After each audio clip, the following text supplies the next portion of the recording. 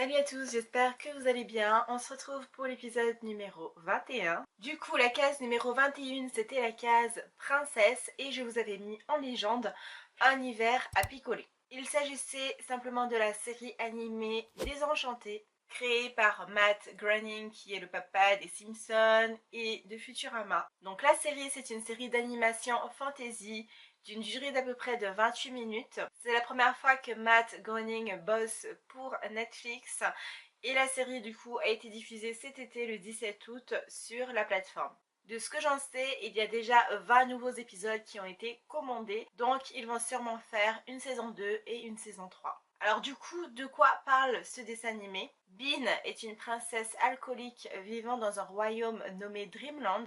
Elle est forcée par son père à se marier avec un prince d'un autre royaume. Donc au début, les premiers épisodes tournent autour de ça. Elle fait par la suite la rencontre de son propre démon nommé Lucie, ainsi que d'un elfe nommé Elfo. Ils forment donc un trio et ils vont vivre plein d'aventures où se mêlent contes de fées, légendes, mythes et heroic fantasy. Elfo, je trouve que c'est un subtil mélange entre Bart des Simpsons et Fry de Futurama au niveau des dessins, je parle. Et Bean, mis à part ressembler à Daenerys, je trouve qu'elle a des airs à Lisa des Simpsons.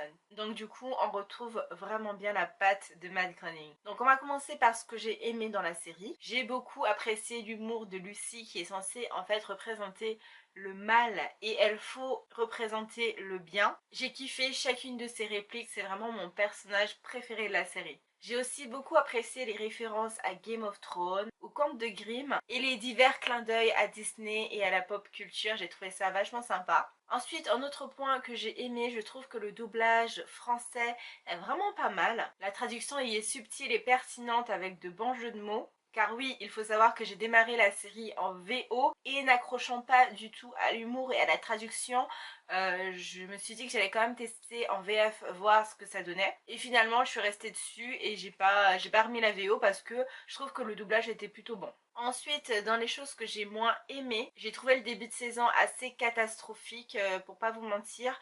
Je me suis demandé si j'allais vraiment continuer la série. L'humour était lourdingue, c'était vu et revu. Et je sais pas, c'était vraiment pas drôle en fait. Et pourtant je suis vachement bon public. Je rigole à n'importe quel type de blague comme pipi caca. Mais alors là, pendant les 3 premiers épisodes, j'étais en mode ouais, ok.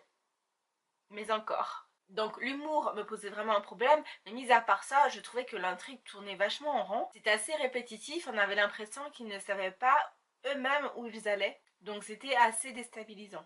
Alors du coup, est-ce que je recommande cette série? Bah écoutez, oui, si vous êtes fan de Futurama et des Simpsons, à ne surtout pas comparer aux deux autres, sinon vous risquez d'être déçus. Il faut vraiment le prendre comme une nouvelle œuvre.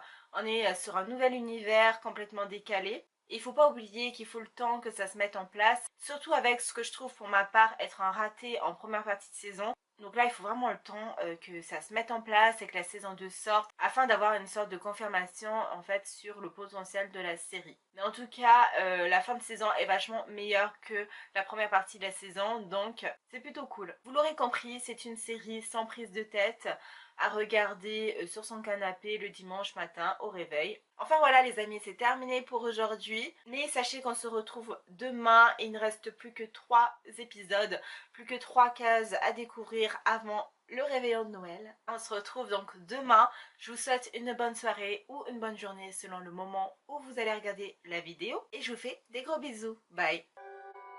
Perfect.